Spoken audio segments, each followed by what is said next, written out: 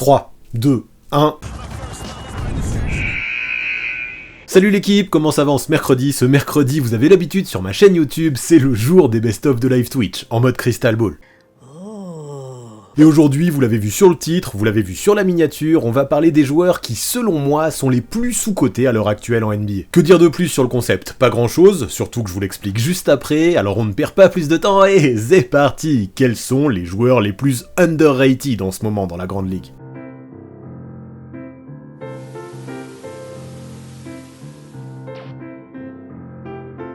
Donc aujourd'hui, on va faire un live où on va parler des joueurs NBA qui, selon moi, et ça c'est important, selon moi, sont les plus sous-cotés à l'heure actuelle. Peut-être que un de ces quatre, si vous voulez, et vous me le direz dans les commentaires ou dans le chat si ça vous intéresse, moi potentiellement je suis chaud, si vous voulez ensuite qu'on fasse un live sur les joueurs qui, selon moi, sont les plus surcotés. Mais aujourd'hui, on se concentre sur les plus sous-cotés, et bien évidemment, ici, ça va être un live qui va susciter beaucoup de dégâts. En fait, il faut se rendre compte que quand on parle de joueurs sous-cotés, de joueurs surcotés, ou underrated, et overrated si vous voulez parler anglais, tout dépend vraiment du référentiel qu'on a pour ce joueur et des attentes qu'on a. Moi je trouve que c'est important de se détacher du salaire, même si des fois le salaire fait qu'un joueur est surcoté ou un autre est sous-coté, j'essaye de m'en détacher aujourd'hui, parce que le salaire je me dis que ça peut jouer, mais ça fait pas tout, et vous verrez, il y a au moins un exemple qui confirme ça aujourd'hui. Donc ma sélection, bien sûr elle est très personnelle, elle plaira pas à tout le monde, il y en a qui seront peut-être en total désaccord, certains penseront que des joueurs que j'imagine sous-cotés sont surcotés, c'est le jeu. Quoi qu'il en soit, ça n'a pas été simple, parce que il faut se rendre compte que en vrai, certains joueurs, à force d'être considérés comme surcotés, ils commencent à,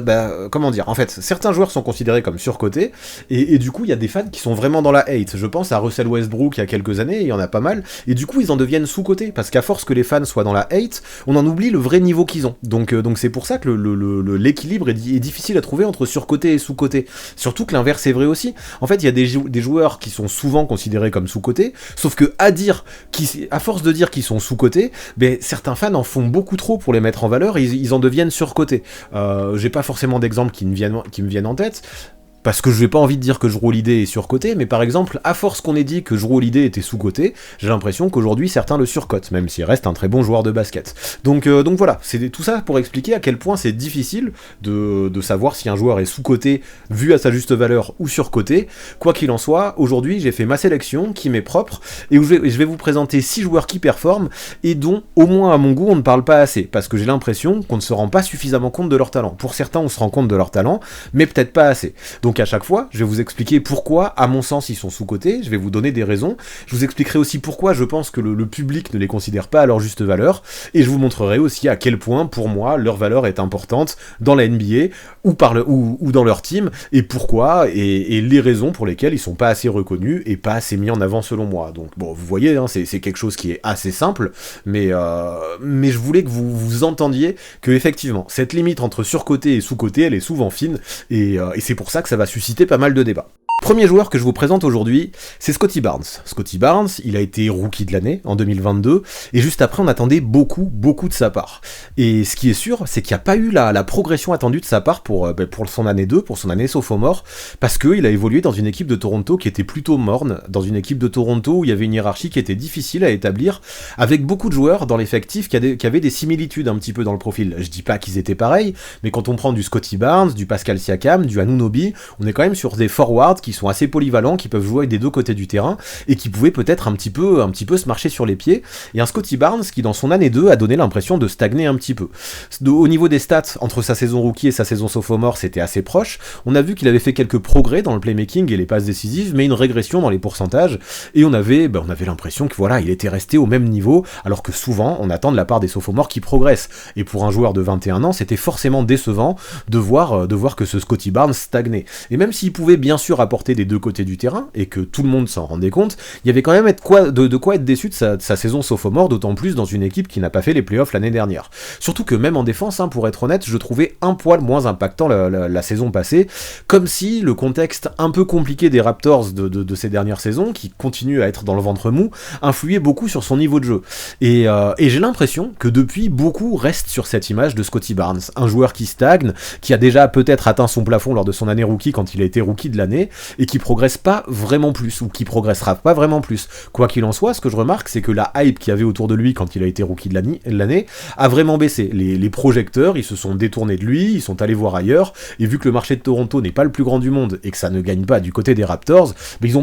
ont pas eu de mal, ces projecteurs et ces lumières, à s'intéresser à d'autres joueurs. Et pourtant, je trouve que Scottie Barnes, sur ce début de saison 2023-2024, il est impressionnant. Déjà, en défense sur l'homme, il faut s'en rendre compte, maintenant, c'est devenu un monstre. Il a des qualités physiques qui sont exceptionnelles, il a une vraie longueur, c'est un mec qui est rapide, qui peut jouer en vitesse, qui peut se déplacer vite, et qui est très polyvalent, et ce que j'apprécie, c'est que de plus en plus, il montre qu'il comprend le jeu. Et tout ça, ça lui permet, enfin, voilà, déjà d'être bon sur l'homme, mais aussi de se placer très très bien off-ball, justement, dans son positionnement défensif, je le trouve bien, même loin du ballon. Il se positionne sur les lignes de passe, il anticipe, il vient en aide, il compense les erreurs de ses coéquipiers, et tout ça, c'est fort. On parle quand même d'un joueur qui tourne à plus d'une interception et plus d'un contre par match, et ça se voit, rien qu'au niveau des chiffres, déjà, on a un Scottie Barnes qui, défensivement, montre que c'est un joueur qualitatif. Et bien sûr, je le dis tout le temps, hein, les chiffres, ça fait pas tout en défense. Je pense que c'est sur la défense off-ball qu'il a fait les plus gros progrès, et ça, je trouve que ça va au-delà des chiffres. Son espèce d'impression visuelle, hein, qu'on voit quand il défend,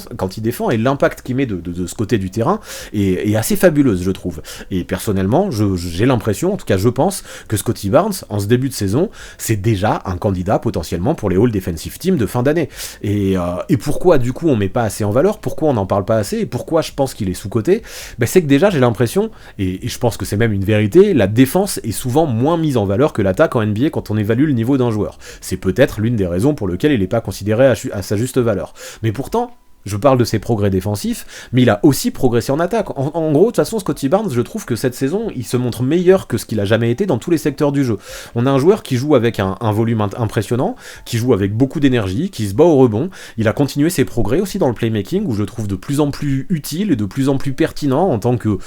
premier moyen, mais au moins comme second ball handler, lui qui tourne à quand même plus de 5 passes décisives par match, et surtout, en tout cas sur ce début de saison, il est en train de montrer de très gros progrès au shoot de loin. Aujourd'hui, quand il est à 3 points, il n'hésite plus à prendre sa chance, il tente plus de 5 tirs par match à longue distance, avec quand même une adresse très honorable, hein. Je vous l'ai mis sur les visuels, elle est quasiment à 38%. Et pourtant, ce qu'on voit quand on regarde les Raptors jouer, c'est qu'on a des adversaires qui le respectent pas à longue distance, ils le laissent souvent ouvert, et on a un Scottie Barnes qui le leur fait payer, et qui en profite pour marquer des points. Donc tant pis pour eux, à eux de respecter un petit peu Scottie Barnes. Maintenant, vous le savez, je suis pas fan du tout d'expliquer des choses avec des stats avancées. Je préfère utiliser les stats avancées pour illustrer les choses, parce que les stats, on peut les faire mentir. Mais pour ce qui est de Scottie Barnes, on le voit, hein, de toute façon, ça confirme un petit peu de tout ce que j'ai dit dans son impression visuelle. Mais ces chiffres des deux côtés du terrain, dans les analytics, illustrent vraiment son efficacité. Donc ok, il n'y a pas eu de progression significative de sa part en saison 2, mais en saison 3, je trouve que la progression est flagrante, et j'ai l'impression que les gens ne le voient pas encore assez. Je trouve qu'il n'est pas encore reconnu à sa juste valeur. En tout cas, sur ce début de saison, il montre que c'est un all-around player qui est impressionnant, qui a seulement 22 ans, qui a un avenir radieux, mais là je parle de potentiel, je parle de futur, et Scottie Barnes, c'est pas que le futur, c'est aussi le présent, parce que je trouve qu'il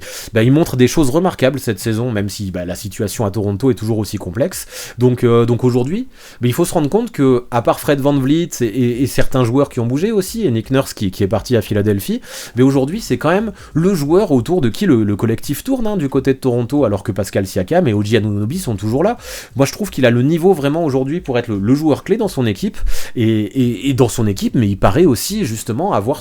pouvoir avoir ce côté polyvalent dans toutes les équipes NBA. Je dis pas qu'il serait le joueur clé dans toutes les équipes NBA, en tout cas je pense qu'il pourrait apporter beaucoup dans pas mal de teams. Là à Toronto, on le voit, hein, son nouveau coach Darko Rajakovic a une totale confiance en Scottie Barnes, il en a fait son joueur majeur, il en a fait sa plaque tournante un petit peu dans le jeu des Raptors, et Scottie Barnes justement il assure, hein. Moi je trouve qu'il voit très bien le jeu, il fait de très bonnes lectures, pour un joueur de 22 ans je trouve que sa prise de décision est très bonne, et c'est assez remarquable justement pour un gamin de son âge. Et puis même mentalement je trouve que c'est plus le même, il se laisse pas forcément abattre par le contexte compliqué de Toronto comme c'était le cas l'année dernière, ça se voit qu'il bosse sur son jeu, qu'il bosse sur son mental, et qu'il fait tout ce qu'il faut pour un jour se donner les chances d'être un grand de la NBA, et jusque là, en tout cas pour sa saison 3, je trouve que ça porte ses fruits. Quand je vois comment par exemple défensivement, là cette saison, il a réussi à limiter des attaquants élites comme Devin Booker, tout en pesant aussi offensivement et même dans tous les secteurs. Je trouve que Scottie Barnes, oui, on l'a beaucoup mis en avant pour sa saison rookie, mais on l'a un peu oublié, et là pour sa saison 3, il mérite d'être mis plus en avant, même si le petit marché qu'est Toronto n'aide pas justement à, comme je disais, à ce qu'il attire les projecteurs. N'empêche que de plus en plus, Scottie Barnes, c'est un joueur que les adversaires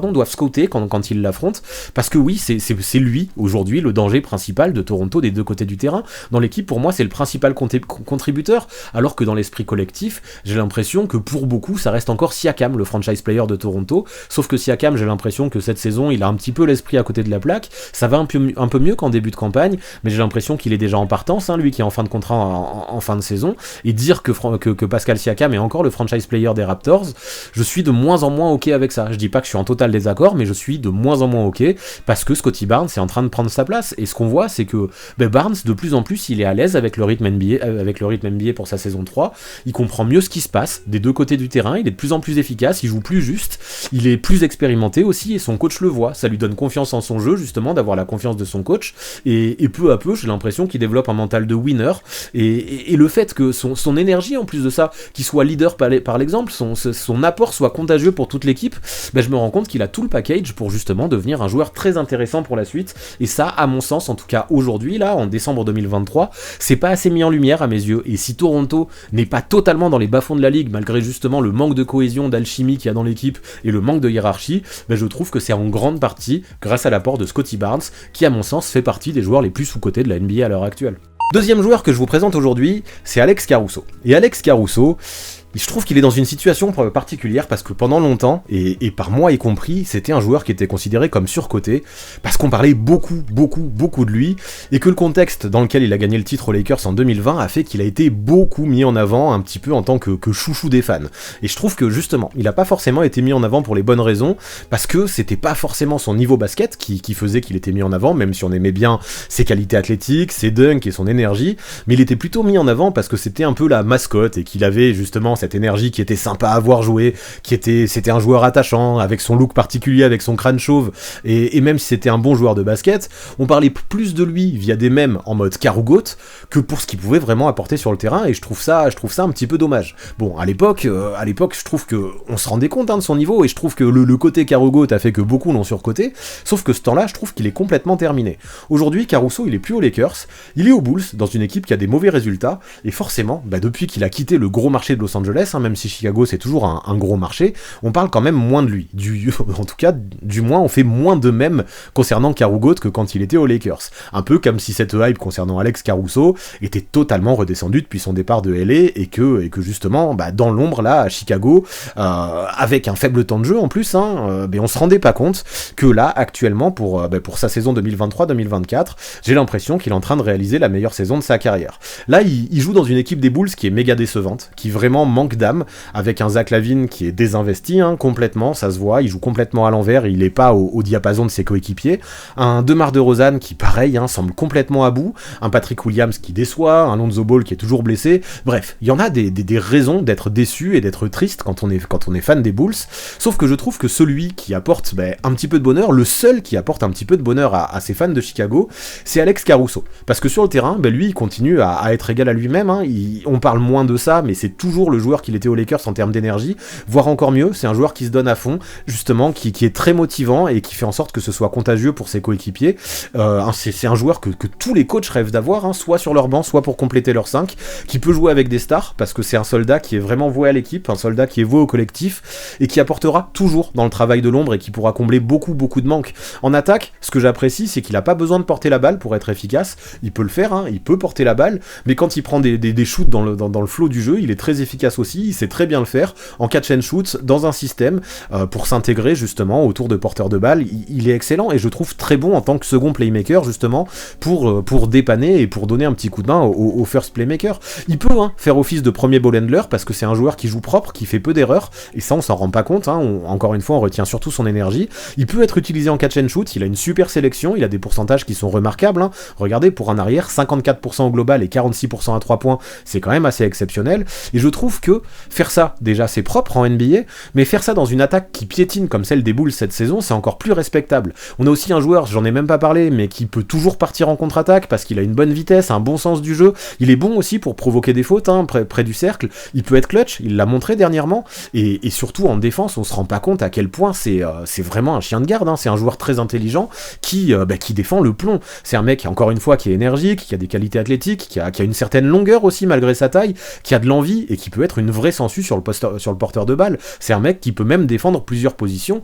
alors qu'il est un petit peu sous-dimensionné. Donc ouais, Alex Caruso, on l'oublie vite, mais il était déjà all defensive la saison dernière. Il a encore le niveau complet pour l'être cette saison. Je le trouve encore meilleur défensivement que la saison dernière, donc s'il était all defensive la saison passée, il a encore les moyens de l'être cette année. Souvent, on s'en rend pas compte aussi à Chicago, mais c'est lui qui défend sur l'option 1 chez les adversaires dans les actions clutch, sauf si l'adversaire c'est un intérieur, mais souvent vous regarderez dans les money time, celui qui va se taper le meilleur scoreur adverse sur les lignes arrière pour l'empêcher de mettre le panier de la gagne, c'est souvent Alex Caruso, et souvent il va bien s'en sortir. Ok, ça reste un role player, Alex Caruso, et je suis complètement d'accord avec ça, sauf que ceux qui ne le considèrent que comme un role player lambda, je trouve le sous-cote, parce que Alex Caruso c'est vraiment un role player plus,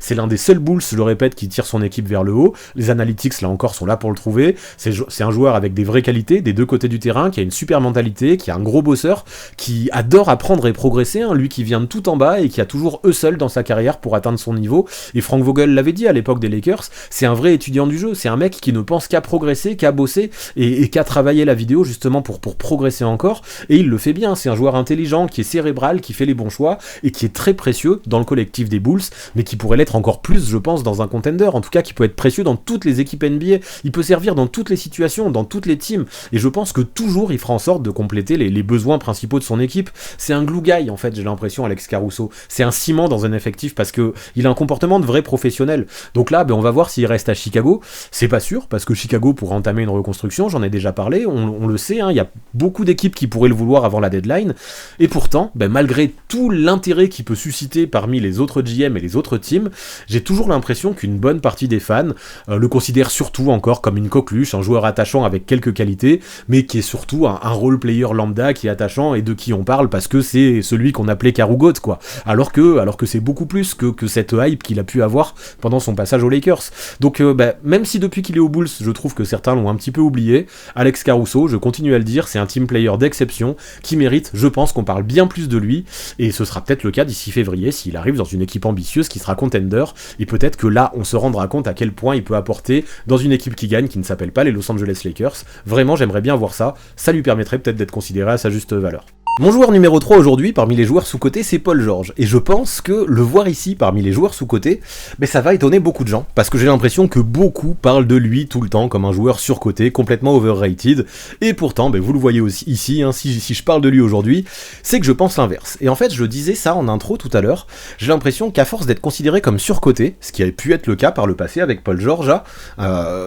franchement, je pense qu'à une époque, il était très surcoté, et à force, on ne se rend plus compte du positif qu'ils peuvent apporter dans leurs équipes. Et du coup, ils en deviennent sous-cotés, et j'ai l'impression que c'est un petit peu le cas de Paul George. Pourtant, c'est vrai, depuis son départ de Oklahoma City, on a un joueur qui est beaucoup blessé, qui se retrouve même dans l'ombre de Kawhi, c'est plus lui le franchise player de son équipe, et aujourd'hui, c'est un petit peu un lieutenant de luxe, Paul George, mais qui a pas la meilleure réputation du monde, parce qu'avec Paul George, on parle d'un joueur qui est injury prone, qui est irrégulier, qui est pas forcément fiable en playoff, on se rappelle des fameux surnoms Pandemic P, et toutes ces choses, on les entend constamment sur Paul George, et certaines critiques, même la plupart, sont faites, je trouve, à juste titre, parce que c'est vrai qu'il a déçu plusieurs fois en playoff. Et c'est ça qui fait la diff. C'est ça qui fait qu'aujourd'hui il est sous-coté, c'est parce qu'il a tellement déçu, je crois, en playoff, qu'on ne se rend plus compte du niveau qu'il peut avoir actuellement. Moi, je me suis amusé à faire une comparaison avec Jimmy Butler, que j'avais trouvé intéressante sur un article que j'ai lu, et si on regarde, par exemple, en saison régulière, les statistiques individuelles et les statistiques avancées, on voit que Paul George a de bien meilleures stats et de bien meilleurs chiffres que ceux que produit Jimmy Butler. En playoff, on a l'impression que Jimmy Butler est un bien meilleur joueur que Paul George, mais vous irez voir les stats en carrière de Jimmy Butler et de Paul George, mais globalement, c'est les mêmes. Elles sont même un petit peu meilleures pour Paul George, les stats en playoff en carrière par rapport à Jimmy Butler. Sauf que, aujourd'hui, la narrative et le parcours de playoff qu'a fait, les parcours de playoff qu'a fait Jimmy Butler font que les deux joueurs sont considérés très différemment. Butler, il a accédé 2 fois au final en 4 ans, et aujourd'hui, pour beaucoup, et même moi j'avais bien mis au placé dans mon top 100 dernièrement, il fait partie des top players de la ligue. On a un Paul George qui de son côté, lui, il a jamais fait de finale NBA, qui a connu beaucoup d'absences. Et du coup, c'est un joueur qu'on oublie, on est en train de se dire qu'il s'approche peu à peu de la fin de sa carrière, que son prime est derrière lui, et on croit de moins en moins aux qualités de Paul George, j'ai l'impression. Et autant, Butler, il a la réputation à juste titre de pouvoir élever son niveau de jeu en play-off, c'est pas vraiment la réputation de Paul George, qui peut donner l'impression que lui a tendance à régresser quand la post-season arrive, et c'est vrai que là-dessus, il a un passif, même si en post-season, tout n'est pas à jeter, et que globalement même, il reste un excellent basketteur, et je trouve qu'on a beaucoup trop tendance à l'oublier, ce niveau que peut avoir Paul George. Cette saison, on parle d'un joueur qui a 33 ans, certes, il n'est plus dans son prime, mais je trouve qu'actuellement, sous le maillot des Clippers, il joue son meilleur basket depuis son départ d'Oklahoma City. Déjà, il est présent, déjà, il est en forme, déjà, il est pas blessé, et ça, c'est un bon point. Ça reste toujours un bon créateur, il l'a toujours été, en tout cas depuis qu'il est rentré dans son prime, il a toujours été un créateur pour lui, pour créer ses tirs, mais aussi pour les autres, parce que ça reste un bon playmaker, qui a une bonne vision de jeu. Quand il crée pour lui, qui joue en ISO, c'est un gros shooter, qui peut évoluer en catch and shoot, mais qui est aussi très bon pour créer la séparation grâce à un très bon handle. C'est un joueur qui est très efficace, qui a des bons pourcentages, qui est capable de mettre des tirs très durs face à des défenses qui le collent de près, et surtout un joueur qui peut aussi être très clutch, et ça dernièrement il l'a montré contre Golden State par exemple. Et puis en parallèle, de l'autre côté du terrain, Paul George c'est toujours un défenseur élite, et c'est toujours lui qui se charge de l'option 1 adverse, en tout cas chez les arrières, parce que Kawhi Leonard, on parle toujours de lui comme le lockdown des Clippers. C'est vrai que c'est un super lockdown, mais il est pas forcément présent, enfin, Paul George aussi est souvent blessé, mais Kawhi Leonard,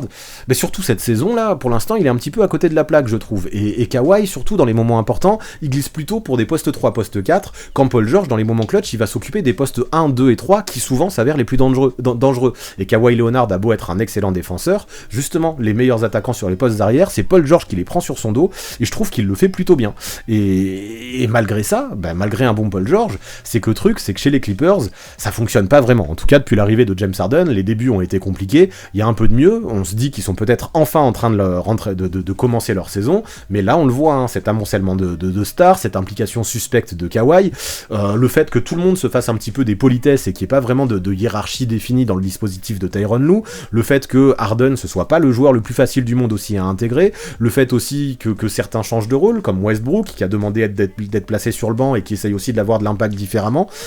ça fait qu'il y a beaucoup de choses qui ne fonctionnent qu'à moyen degré, j'ai envie de dire, chez les Clippers, et qui montre que dans cette équipe, il y a beaucoup de choses qui méritent d'être réglées. Et ça, justement, dans ces situations, on pourrait imaginer que des joueurs comme Paul George ne s'en sortent pas. En tout cas, c'est le cas de Kawhi, il a du mal à s'en sortir. Sauf que parmi le quatuor qui est composé de Paul George, Kawhi Leonard, Russell Westbrook et James Harden, je trouve que Paul George, c'est un de ceux, avec Russell Westbrook, je tiens à le mettre en valeur, mais Paul George, c'est un de ceux qui a le moins de choses à se reprocher. Lui, je trouve qu'il fait les efforts, il s'efface quand il faut aussi, et laisse briller les autres. Il fait aussi des politesses aux autres, mais sans s'oublier lui-même. Il a quand même du mal à trouver son rôle, et c'est normal dans ces conditions, mais il fait ce qu'il lui est demandé globalement, et je trouve qu'il le fait bien, sans essayer d'en faire plus, tout en essayant de rester un team player qui agit pour le collectif. Il se frustre pas, il reste égal à lui-même aussi, et je trouve que c'est sûrement le joueur le plus régulier chez les Clippers depuis le début de la saison. Ses stats le montrent bien, de toute façon, et même les analytics, on le voit, l'équipe est bien plus efficace des deux côtés du terrain quand Paul George est sur le parquet, et ça montre à quel point il a une importance en attaque, mais aussi en défense, malgré cette saison qui est vraiment en montagne russe pour cette équipe californienne. Et je pense que c'est très bénéfique pour une équipe comme les Clippers, et même pour une équipe tout court, d'avoir un joueur comme Paul George dans l'effectif sur lequel on peut compter. J'ai pas peur de dire que sur le début de la saison, Paul George c'est vraiment le meilleur joueur de son équipe. Est-ce qu'il va être All-Star chez les Clips ? Jusque-là, cette année, s'il devait y avoir un All-Star chez les Los Angeles Clippers, je prendrais pas Kawhi Leonard, au vu de ce qu'il montre en début de saison, je dirais que c'est Paul George, et limite sans aucun débat possible. Dans les mauvaises passes, je trouve que c'est un de ceux qui se montre le plus positif, que ce soit dans l'attitude sur le terrain, mais aussi dans le vestiaire, dans ses déclarations, dans le leadership. Je trouve qu'il se bat aussi, et qu'il ne se laisse pas avoir par cette situation compliquée. C'est appréciable. Il reste patient. Il veut faire en sorte que l'équipe joue bien ensemble, il essaye aussi de la porter sur son dos quand il faut, même s'il y a d'autres mecs qui peuvent le faire. Justement, il arrive à s'en sortir dans cette situation complexe et cette absence totale de hiérarchie. Il fait tout, il remplit toutes les colonnes statistiques des deux côtés du terrain, il agit en leader, il subit le contexte, mais il fait en sorte de l'améliorer, et je trouve ça bien. Et ça, je trouve que plutôt que de rappeler constamment ses anciens échecs en play-off et de rabâcher ad vitam aeternam son surnom de Pandemic P, je trouve que c'est bien de le mettre en valeur, de montrer que oui, pour l'instant, Paul Paul George, c'est peut-être le joueur qui porte le plus les Clippers, qui sont quand même une équipe ambitieuse malgré les difficultés, et ça, à mon sens, on n'en parle pas assez. Voilà pourquoi je pense que même si par le passé, on peut penser que Paul George a été surcoté, aujourd'hui, je le considère comme un joueur sous-coté en NBA. Quatrième joueur aujourd'hui, Tyrese Haliburton. Et vous allez dire que cette saison, Tyrese Haliburton, on en parle beaucoup. Et même la saison dernière, hein, c'est vrai qu'on en parlait beaucoup. D'ailleurs, il a été All-Star la saison passée. C'est vraiment un meneur qui commence à être reconnu, notamment depuis son arrivée aux Pacers. Du coup, on parle de lui, et dire qu'il est complètement dans l'ombre, dire qu'il est hors des radars, comme certains joueurs que j'ai évoqués aujourd'hui, ben ce serait mentir. Tout le monde connaît son talent, à Tyrese Haliburton, j'ai aucun souci avec ça. Mais est-ce que je trouve qu'on parle de lui assez ? Bah ok, on parle de lui, mais est-ce qu'on parle suffisamment de lui ? Ben moi je trouve pas. Parce que déjà, mais il faut s'en rendre compte, hein, cette saison, les Pacers sont complètement snobés par la télévision nationale. Ce soir, ça va être la première fois de l'année contre Boston qui vont être diffusés sur la télé nationale, et pour ça, il a fallu que ces Pacers se qualifient pour le quart de finale du In-Season Tournament. Dans ce In-Season Tournament, hein, ou petite parenthèse, si je devais... Il y aura un MVP à la fin de ce In-Season Tournament, et si aujourd'hui je devais élire mon MVP, on n'en parle pas assez, ça aussi, mais mon MVP ce serait clairement Tyrese Haliburton, au vu des stats qu'il a faites, et notamment au vu des matchs, du match contre les Sixers qu'il a réalisé. Et là, justement, le fait d'être à la télé nationale, ça peut être l'occasion que le monde entier réalise le niveau du meneur dans cette équipe qui est super fun à regarder, même si au moment de ce live, j'ai regardé juste avant, là, il est incertain, et ce serait quand même dommage qu'il puisse manquer cette occasion de montrer sa valeur à la planète entière sur la télé nationale. Mais si les Pacers sont une équipe aussi fun à regarder, et qui est aussi spectaculaire en attaque, je trouve que Tyrese Haliburton est majoritairement responsable de ça, et presque entièrement responsable de ça. Et pourtant, malgré tout ça, hein, malgré le fait que les Pacers soient très agréables à regarder et que Tyrese Haliburton joue à un niveau de top 10 MVP, toujours, cette équipe ne passe que très peu à la télé et peu de monde a l'occasion de le regarder jouer et de regarder les Pacers, et je trouve qu'on passe vraiment à côté de quelque chose, et notamment de ce que Haliburton est capable de produire, parce que vraiment, actuellement, je trouve qu'il éclabousse vraiment le jeu de son talent, et pour moi, il devrait même là il éclabousse les Pacers de son talent, mais il devrait éclabousser toute la NBA de son talent. Aujourd'hui, désolé, mais si on doit parler d'un point god actuellement dans la grande ligue, c'est lui, le point god 2.0, le new point god comme vous voulez. Je trouve que dans sa capacité à faire les bons choix, de prendre les bonnes décisions, d'avoir des lectures complètement anticipées, de connaître parfaitement le jeu et les systèmes, il arrive à faire briller ses coéquipiers, et dans ce rôle, Haliburton, c'est un expert, peut-être le meilleur joueur de la NBA dans son profil, et petit spoiler, vu les sondages qui sont en train d'avoir, qui sont actuellement en train d'avoir lieu qui sont en train de prendre place sur Instagram, ça se peut que je parle de Tyrese Haliburton et de ses qualités de créateur dans la vidéo YouTube de samedi. Mais voilà, si vous voulez changer ça, go voter sur le canal, et vous verrez si vous voulez que j'en parle. Mais revenons un petit peu au rôle d'Haliburton chez les Pacers, où je disais que oui, pour moi, c'est clairement l'un des meilleurs playmakers de la ligue, si ce n'est le meilleur. En tout cas, ce qui est sûr, c'est que c'est le meilleur passeur de la NBA, avec quasiment 12 caviars par match, hein, 11,9, c'est exceptionnel, dans une équipe des Pacers qui en attaque tourne vraiment bien, et qui même globalement tourne pas trop mal, mais surtout dans une équipe des Pacers qui joue avec le rythme le plus élevé en NBA, mais aussi le meilleur offensive rating, et tu fais pas ça, t'as pas de telle stat offensive si t'as pas un meneur élite, et Haliburton, c'est ce meneur de jeu élite, qui peut créer pour lui, qui peut prendre des tirs, qui peut jouer en ISO si besoin, mais qui sera toujours un pass first player, qui essaiera de mettre ses coéquipiers en valeur, et qui pensera toujours aussi à jouer pour les autres, et je trouve ça très fort, un mec qui fait constamment les bons choix, qui a toujours un temps d'avance sur les défenses. Si on parle de point god, ok, actuellement,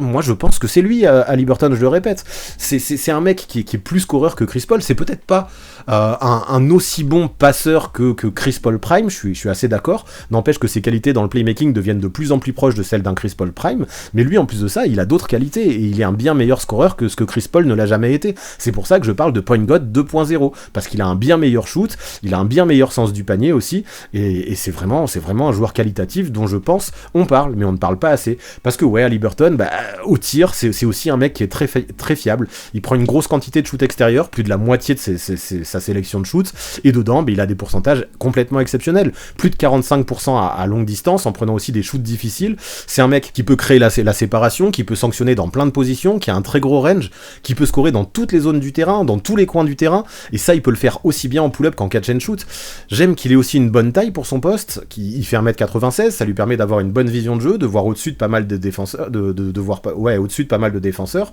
mais aussi en parallèle, sa taille, mais aussi sa longueur et sa vitesse, ça lui permet d'être un bon défenseur, même si je ne cache pas que la défense, c'est l'un des plus gros problèmes de cette équipe des Pacers, et que forcément Haliburton a une petite part de responsabilité là-dedans, même si globalement, je trouve qu'il fait le taf en premier rideau. Donc ouais, Tyrese Haliburton, il faut le dire, cette saison-là, on le voit, il est en train d'exploser, il a des qualités dans tous les secteurs, et tout ça, il le fait principalement grâce à son cerveau. Il dit que, pour avoir progressé dans sa vision de jeu, jouer à NBA 2K l'a beaucoup aidé. Il expliquait qu'en mettant la bonne caméra, la caméra où on voyait un petit peu de dessus, il a appris beaucoup de systèmes, comment mieux les pratiquer, mais aussi comment mieux anticiper les systèmes de ses adversaires, parce que il dit pouvoir reproduire sur le terrain la vision de jeu qu'il avait avec la caméra 2K, et il dit aussi que, grâce à ça, il a l'impression que le jeu ralentit pour lui. Il sait ce qui va se passer à l'avance, et il sait ce qu'il va devoir faire. Je pense aussi qu'il a sûrement pas mal appris cet été avec Team USA. Et voilà, Tyrese Haliburton, c'est un joueur qui fait des progrès constants, qui a une expérience qui grandit, et je trouve que peu à peu, il devient un joueur exceptionnel. Je sais que tout le monde le considère déjà comme un très bon joueur, mais pas assez de monde, je pense, le considère comme le joueur exceptionnel qu'il est. On a peu de gars en NBA qui pèsent autant sur le jeu offensif de leur équipe, qui ont un si grand rôle dans l'attaque de leur team, qui portent autant leur team. On en a peu aussi, je trouve, qui mêlent autant de qualité au playmaking et au shoot. Et parmi les rares qui ont ces qualités-là, que Tyrese Haliburton possède, il y en a peu qui défendent comme lui. Donc je confirme, c'est un joueur unique, un joueur exceptionnel. Donc oui, on parle de lui, tout le monde est conscient qu'il a du talent, mais à mon sens, il est toujours pas assez mis en valeur, tout comme sa team, parce que ce joueur, il porte son équipe, il est en train d'atteindre un statut de superstar, et ça, j'ai l'impression que pas assez d'observateurs s'en rendent compte. La télé nationale des États-Unis non plus d'ailleurs. Donc espérons qu'il va jouer déjà dans le match de ce soir, espérons que ça va pouvoir changer cette narrative et qu'il va pouvoir éclabousser tout le monde entier de son talent, en faisant peut-être un gros carton, s'il est capable de jouer. Ceux qui verront ce live, en tout cas la rediff du live sur YouTube, auront déjà la différence, ils pourront nous le dire dans les commentaires, s'il a pu vraiment faire ça sur la télé nationale. Je lui souhaite, et j'espère que ça lui permettra d'être considéré à sa juste valeur, mais en attendant, je trouve que Tyrese Haliburton mérite qu'on parle beaucoup plus de lui. Maintenant, avant-dernier joueur pour aujourd'hui, Tobias Harris, et c'est peut-être encore un joueur qui, quand vous le voyez dans les joueurs sous-cotés, peut vous faire sauter au plafond. C'est peut-être un choix de Homer, peut-être, mais je trouve qu'il faut qu'on en parle de Tobias Harris. Et pourquoi il faut qu'on en parle ?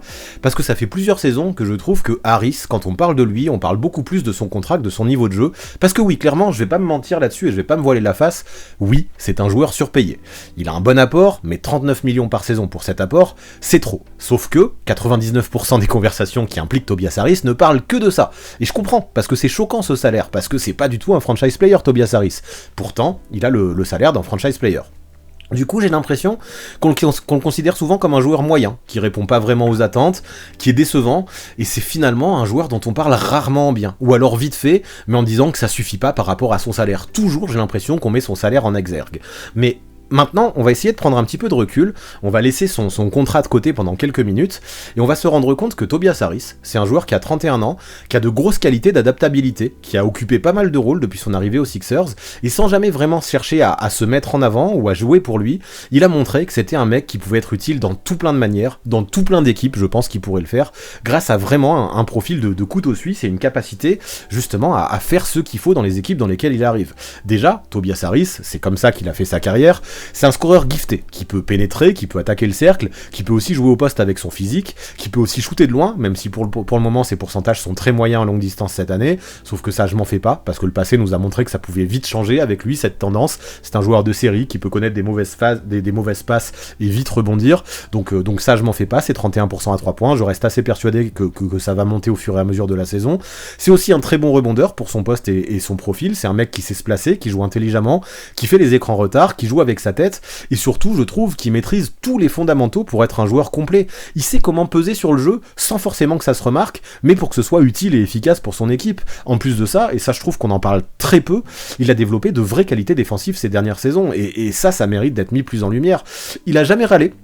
sur le fait que son rôle offensif avait pu réduire, notamment l'an dernier quand il y avait Doc Rivers et James Harden encore, contrairement à son père, qui lui avait passé un gros coup de gueule sur le fait que Tobias Harris n'était pas assez utilisé, mais Tobias a même nié en disant que lui était très heureux de son rôle aux Sixers. C'est un joueur qui veut pas faire de vagues et qui veut faire ce qu'on lui demande, et voilà, qui continue à jouer sur ses qualités, et qui apporte toujours à l'équipe en étant à l'écoute complète de toutes les volontés du coach, en consacrant, même maintenant qu'il y a moins besoin de ses points, en consacrant davantage d'énergie en défense et en utilisant au mieux tous ses outils pour performer dans tous les domaines du jeu. Donc aujourd'hui, clairement, je trouve que Harris, c'est un joueur qui peut défendre sur plusieurs positions. Il a tout dans le bac pour être un joueur complet. C'est aussi le complément parfait de joueurs qui, eux, sont plus dans la lumière, comme Joel Embiid, qui est MVP en titre, hein, on le rappelle, ou comme Maxi, qu'on met beaucoup en lumière avec son profil offensif d'électron libre. Et bien à côté, on le voit pas, parce que ça passe souvent inaperçu, mais Harris fait plein de petites choses pour les soulager, pour leur rendre la vie plus facile. En plus de ça, c'est un bon playmaker, qui a une bonne vision de jeu, qui a un bon sens du jeu,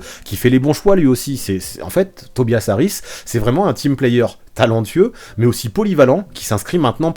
parfaitement, je trouve, dans le basket de Nick Nurse, qui est basé sur le mouvement du ballon, la circulation de la gonfle et le mouvement des joueurs, et Harris, je le trouve parfait là-dedans. Et là, en tournant à plus de 18 points par match, il est en train de produire ses meilleurs stats au scoring depuis au moins 3 ou 4 ans. J'ai l'impression que c'est vraiment le basket le plus propre, le plus intelligent et le plus efficace qu'il joue depuis longtemps, hein, cette année, Tobias Harris aux Sixers. Il est en train de renaître sous Nick Nurse après cette période assez morose avec Doc Rivers, où il avait du mal à trouver son rôle. Il profite aussi maintenant que le jeu se base beaucoup moins sur l'ISO avec le départ de James Harden. C'est un joueur qui peut créer pour lui et qui le fait, mais c'est aussi un joueur qui peut exister sans la balle en laissant les autres créer grâce à ses bons cuts. C'est aussi un mec qui peut rentrer des tirs en catch and shoot, il peut jouer le rôle de floor spacer, pardon. Non, vraiment, il a tout. Et pourtant, quand on parle des Sixers, qui réalisent un début de saison plutôt correct, Tobias, on l'oublie souvent. Et pourtant, c'est quand même un mec qui peut briller sans qu'on dessine de système pour lui, qui arrivera toujours à tirer son épingle du jeu, et aujourd'hui, en plus de ça, il le fait mieux parce qu'il joue plus librement avec Nurse et ça fonctionne. Donc voilà, à Philadelphie, on a Embiid et Maxi qui prennent la lumière et c'est normal, mais limite, j'ai l'impression que derrière eux, on parle plus de l'apport de Nicolas Batum ou de Kelly Oubre Jr. en ce début de saison qui, ok, bien sûr, hein, mérite d'être mis en lumière, mais c'est pas pour ça qu'on doit totalement oublier l'apport de Harris qui, pour moi, est bien souvent oublié. C'est un des joueurs qui connaît le mieux la franchise, hein, il y est depuis longtemps maintenant. C'est un ciment dans le jeu, mais aussi dans la cohésion, dans l'alchimie. Il prend les jeunes sous son aile, il est d'humeur égale, il est toujours souriant, il est apprécié par ses coéquipiers qui arrêtent pas de dire que c'est un leader dans le vestiaire, qu'il est une pièce importante dans le collectif, et voilà, on le voit, il a une présence essentielle sur le terrain, mais aussi dans la vie du groupe, et pourtant c'est une présence qu'on remarque souvent peu, c'est un mec discret, et ça peut paraître contradictoire, hein, justement, de se dire qu'il est tant payé alors qu'il est si discret, mais quand on oublie son contrat, certes, Harris c'est un joueur qui est un petit peu dans l'ombre, mais qui quand même apporte beaucoup, qui a une vraie régularité dans son apport cette saison, je trouve, qui est un joueur stable, qui sait jouer sur ses forces, qui connaît aussi ses faiblesses et qui n'insiste pas trop dessus, qui sait aussi analyser le jeu, qui peut profiter des match-ups pour jouer dos au panier aussi, et utiliser sa force et son physique pour mettre des points sous le cercle. Nurse le fait beaucoup jouer, hein, il a beaucoup de minutes et c'est pas par hasard, c'est juste parce que Tobias Harris apporte beaucoup plus que ce qu'on a l'impression qu'il apporte. Il a la confiance de son coach, je trouve que ça a créé une certaine confiance en lui cette saison, il connaît maintenant parfaitement son rôle sous Nick Nurse, et je trouve qu'il le remplit très bien, et c'est appréciable, hein, quand même de voir que même s'il est un petit peu en galère au shoot de loin cette saison, il perd pas son agressivité, il arrive à peser autrement, même s'il doit prouver que maintenant il peut aussi être performant en play-off, ce qu'il a encore du mal à montrer, parce que c'est vrai que quand arrive la post-season, généralement il a montré qu'il était discret, Tobias Harris. Mais voilà, il reste un joueur sûr sur lequel on peut compter généralement sur la durée, et je trouve qu'on l'oublie trop souvent. Et pour moi, il est sous-coté. Comme quoi, on peut être surpayé et sous-coté. Ça me semble possible, du moins à mon sens, et vous allez me dire ce que vous en pensez. Et le dernier joueur dont je vais vous parler aujourd'hui, parmi les joueurs qui sont les plus sous-cotés de la ligue à l'heure actuelle, selon moi, c'est Jalen Suggs, qui joue à Orlando, qui est l'équipe Darling, l'équipe Cinderella de ce début de saison. Et c'est vrai que du côté du Magic, on parle beaucoup de Paolo Banchero, on parle beaucoup de Franz Wagner aussi, et j'aurais pu mettre Franz Wagner parmi les joueurs sous-cotés, mais je trouve qu'on en parle de plus en plus, et c'est mérité. On parle de Banchero et de Wagner à juste titre, et ces deux joueurs, c'est vraiment les raisons principales pour lesquelles le Magic tourne bien en ce début de saison. Sauf que Banchero et Wagner ne font pas tout seuls, et derrière eux, on a un Jalen Suggs qui produit du très gros taf, et ça, j'ai l'impression que personne n'en parle. Et si on parle peu de lui, c'est que Jalen Suggs, il est quand même vite tombé dans les oubliettes, parce que son début de carrière a été très décevant, alors qu'il y avait une grosse hype autour de son nom à sa sortie de la fac à Gonzaga. Il a été drafté en 5, avec la réputation d'un floor général, la réputation d'être un two-way player, un mec qui était capable de jouer sur les postes 1 et 2 et de performer, mais ça, juste après sa draft, et pour ses 2 premières saisons, il a peiné à le montrer. Il a montré que c'était un mec qui était irrégulier, qui avait des difficultés à se familiariser avec le rythme de la NBA. Sa saison rookie était complètement catastrophique en termes d'adresse, il répondait pas aux attentes. Sa saison sophomore, elle était un petit poil mieux dans le domaine, mais vu qu'il performait pas vraiment de façon régulière, il a eu moins de temps de jeu, et globalement, il a fait des chiffres moins bons. Et ça, j'ai l'impression que beaucoup de monde l'a un peu pris pour acquis, le fait que Jalen Suggs serait un bust et qu'il faudrait s'y faire parce que justement il ne répondrait jamais aux attentes. Et pourtant, alors qu'on parle plus de ses coéquipiers, aujourd'hui je trouve que Jalen Suggs a un rôle vraiment primordial dans une équipe qui gagne beaucoup plus que ce qu'on aurait pu l'imaginer. Aujourd'hui, Suggs c'est devenu un titulaire indéboulonnable à Orlando cette saison, il avait besoin d'un déclic, on savait pas quand il arriverait ce déclic, et là ça y est, ça semble être le cas, il est en plein déclic, et j'ai l'impression que plus ça va aller et plus il va être bon. Ces pourcentages, on le voit, ils sont en progression constante. Même à 3 points, il devient très bon. 37%, c'est quand même fort, surtout qu'au départ, c'était une de ses principales faiblesses. Aujourd'hui, il peut mettre des shoots de loin avec régularité. C'est toujours pas sa spécialité, mais c'est plus une faille comme ça l'était précédemment. Et en parallèle, il a plein d'autres forces, parce que c'est un joueur qui a de très grosses qualités athlétiques, qui a une grosse physicalité. Et à Orlando, il n'y a pas forcément besoin de lui comme un playmaker. C'est vrai qu'il a eu du mal à s'imposer en playmaker depuis son arrivée en NBA, mais ça, c'est pas grave, on ne demande pas à ce qu'il fasse ça à Orlando, il y a d'autres joueurs qui peuvent le faire, donc on lui demande plutôt d'être un mec qui en attaque peut remplir le rôle d'option 3, qui peut mettre le feu dans une défense quand Banchero et Wagner sont cadenassés. Suggs y arrive pas mal, avec ses 13 points par match, et plutôt efficacement, parce que ses pourcentages sont propres, et rien que pour ça, ça mérite qu'on parle de lui. Il est fort pour attaquer le cercle, je trouve que aussi, dans sa façon de jouer et de garder la balle, il se précipite moins, il patiente, il joue les bonnes actions, en misant mieux sur ses forces aussi, et globalement, offensivement, il joue de façon plus intelligente et plus mature que par le passé. En fait, maintenant, il prend beaucoup plus ce que le jeu lui offre, il laisse le jeu venir à lui, et ça lui réussit. Donc déjà, tout ça c'est bien offensivement, il a montré de vrais progrès, mais en fait ce qu'il fait offensivement, et ça c'est le cas de beaucoup des joueurs sous-cotés, c'est rien ce qu'il fait offensivement par rapport à ce qu'il peut apporter en défense. Là, Orlando, alors que personne les attendait à ce niveau, c'est le 2e meilleur rating défensif de la ligue, et Suggs, je trouve qu'il a une immense responsabilité là-dedans. Il a une espèce de mentalité de chien de la casse quand il est en défense sur un joueur. C'est un mec qui lâche rien, c'est un lockdown sur l'homme, il a des mains très actives, des mains très rapides aussi, il a une très bonne longueur, et il anticipe vraiment super bien sur les lignes de passe, et on le voit, il a d'excellents chiffres aux interceptions aussi. C'est un mec qui a pas peur du défi, il peut défendre sur n'importe qui, on a l'impression, il peut aller embêter des joueurs qui sont plus grands, plus costauds, il a absolument pas peur, grâce à cette mentalité qui est vraiment contagieuse là encore, et qui fonctionne bien à Orlando. De toute façon, vous l'avez compris, j'aime bien ce genre de joueurs aujourd'hui, ceux qui ont cette mentalité défensive, ou cette mentalité des deux côtés du terrain, ou en tout cas cette espèce d'énergie qui peut justement contaminer toute l'équipe et pousser toute l'équipe vers le haut. Et je trouve que défensivement, Suggs il y arrive très bien. Bien sûr, à Orlando la défense elle est avant tout collective, et il y a beaucoup de monde qu'il faut créditer pour cette bonne défense, tout le monde fait l'effort, mais souvent le premier maillon de cette défense, le mec par qui ça part, je trouve que c'est Suggs, et quand il fait ça, il y a une espèce d'effet domino derrière sur ses coéquipiers que je trouve vraiment appréciable. Il faut se rappeler qu'à la fac, Suggs c'était un quarterback qui était talentueux. Alors je sais, les quarterbacks ça joue beaucoup plus en attaque, mais du coup j'ai l'impression que ça l'a aidé pour devenir une espèce d'expert, pour analyser le positionnement des attaquants, pas forcément celui du porteur de balle, mais aussi ceux qui peuvent réceptionner la passe, et aussi les gêner justement en anticipant toutes ces positions dans lesquelles les attaquants adverses pourront se mettre en valeur. C'est un roi du hustle, Jalen Suggs, c'est un mec qui donne beaucoup d'énergie, mais ce que j'apprécie c'est que contrairement à ses premières années dans la ligue où ok, il essayait de mettre de l'énergie, mais il n'arrivait pas à la doser. Aujourd'hui, il la dose et il joue de façon plus intelligente. C'est un facteur essentiel dans l'équipe, c'est lui, le verrou du premier rideau. Il facilite la tâche de tous les autres derrière en défense, et rien qu'avec son moteur, je trouve qu'il provoque énormément de balles perdues qui peuvent permettre justement au Magic de marquer des points faciles sur contre-attaque derrière. Et ça, je trouve que c'est un très gros changement par rapport aux 2 saisons précédentes. Avant, il avait déjà les outils qu'il a aujourd'hui, c'est sûr, mais il les utilisait pas à bon escient. Et aujourd'hui, lui aussi, j'ai l'impression qu'il a vu le jeu ralentir.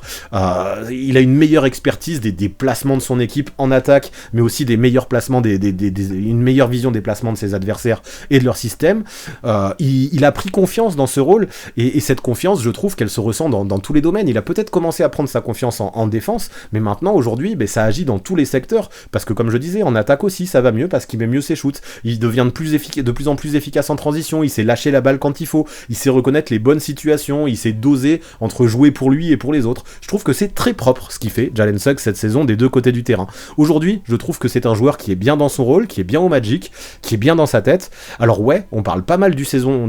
bon début de saison du Magic à juste titre, parce que c'est vraiment une équipe surprise, il mérite qu'on parle d'eux. Cependant, je trouve que quand on parle d'eux, on ne donne pas assez de crédit à Jalen Suggs, au vu de comment il est un maillon essentiel dans tous les secteurs du jeu de cette équipe, et je suis assez persuadé que lui aussi mérite plus d'attention, au vu du niveau de jeu qu'il est en train d'acquérir cette saison. Épilogue. Et donc, comme on fait à chaque fois, à chaque fois que je vous ai présenté un joueur,